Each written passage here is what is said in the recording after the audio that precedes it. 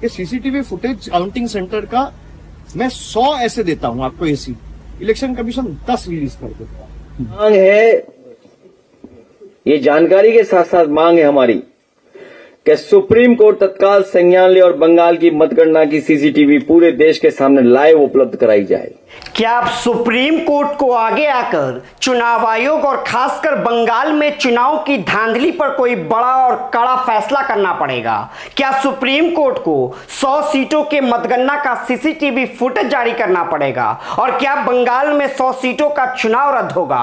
क्योंकि अब अभिषेक बैनर्जी के साथ अखिलेश यादव ने भी सुप्रीम कोर्ट से यह गुहार लगाई है कि वो बंगाल की उन 100 सीटों की सीसीटीवी फुटेज दे जिसमें वोटों को लूटा गया है। तो क्या है पूरा मामला, बताएंगे आपको इस वीडियो में, तो वीडियो को अंत तक जरूर देखिए। नमस्कार, आदाब, आप देख रहे हैं खबर अड्डा और मैं हूं आपके साथ अंजर आफाक। बंगाल चुनाव में जिस तरह से चुनाव आयोग ने नंगा नाच किया वो किसी से छुपा हुआ नहीं है और यही वजह है कि ममता बनर्जी से लेकर अभिषेक बैनर्जी, अखिलेश यादव से लेकर राहुल गांधी तक सब ने चुनाव आयोग और ज्ञानेश कुमार को बीजेपी के हाथों का खिलौना बता दिया था। और बंगाल चुनाव में बीजेपी के इसी खिलौने ने, जिसे चुनाव आयोग कहा जाता है, उसने ऐसा खेल खेला कि बंगाल की सियासत ही बदल दी। एसआईआर के नाम पर लाखों लोगों के नाम काटे गए, केंद्रीय सुरक्षा बल के नाम पर खुली गुंडागर्दी की गई, काउंटिंग के दिन गोदी मीडिया से माहौल बनवाया गया, वोटों की गिनती स्लो करके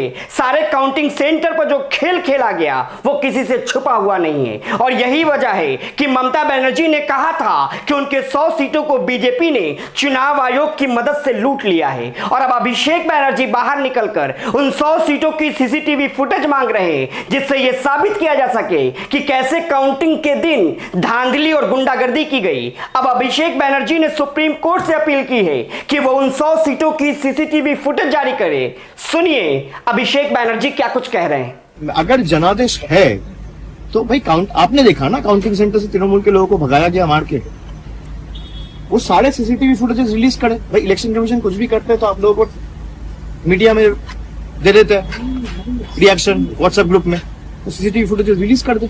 काउंटिंग सेंटर में नहीं हुआ है, हम मान लेंगे जनादेश। मेरा चैलेंज है कि सीसीटीवी फुटेज काउंटिंग सेंटर का मैं 100 ऐसे देता हूं आपको एसी, इलेक्शन कमीशन 10 रिलीज कर देता है। काउंटिंग सेंटर का पूरा दिन का सीसीटीवी फुटेज खास करके 12 बजे के बाद से 6 बजे तक का 6 घंटा रिलीज कर दे। तो सुन रहे हैं आप कैसे अभिषेक बैनर्जी ने चुनाव आयोग को सीधी चुनौती देते हुए उन 100 सीटों का सीसीटीवी फुटेज जारी करने की मांग की है। उन्होंने साफ कहा है कि दिन के 12 बजे से लेकर शाम के 6 बजे तक का सीसीटीवी फुटेज दिया जाए। अब वो इस मामले को लेकर सुप्रीम कोर्ट का दरवाजा खटखटाने की तैयारी कर रहे हैं। वहीं दूसरी तरफ अखिलेश यादव ने भी उनका साथ देते हुए सुप्रीम कोर्ट से यही मांग की है कि वो उन 100 सीटों का सीसीटीवी फुटेज जारी करे जिससे यह साबित किया जा सके कि बंगाल के मैंडेट को, बंगाल में जो चुनावी नतीजे आया है, कैसे उन नतीजों को चुनाव आयोग की मदद से बीजेपी ने लूट लिया है। सुनिए अखिलेश यादव को। हमारी मांग है, ये जानकारी के साथ साथ मांग है हमारी कि सुप्रीम कोर्ट तत्काल संज्ञान ले और बंगाल की मतगणना की सीसीटीवी पूरे देश के सामने लाइव उपलब्ध कराई जाए। हमारी मांग है सुप्रीम कोर्ट से तत्काल संज्ञान ले और बंगाल की मतगणना की सीसीटीवी पूरे देश के सामने लाइव उपलब्ध कराई जाए।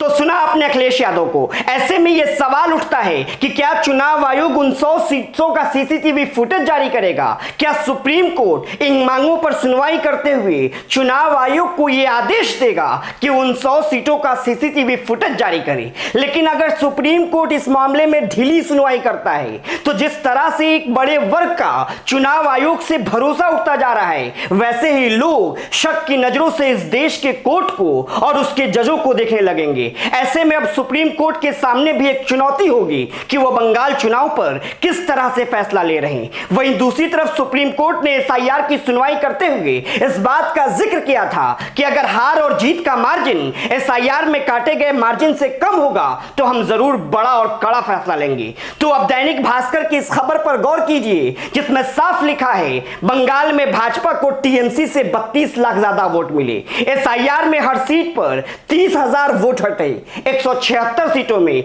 इतनी ही मार्जिन से बीजेपी की जीत हुई। मतलब बंगाल में एसआईआर में जितने नाम कटे हैं, अगर वो नहीं कटे होते तो 176 से ज्यादा सीटों पर अभी ममता बनर्जी को बढ़त होती।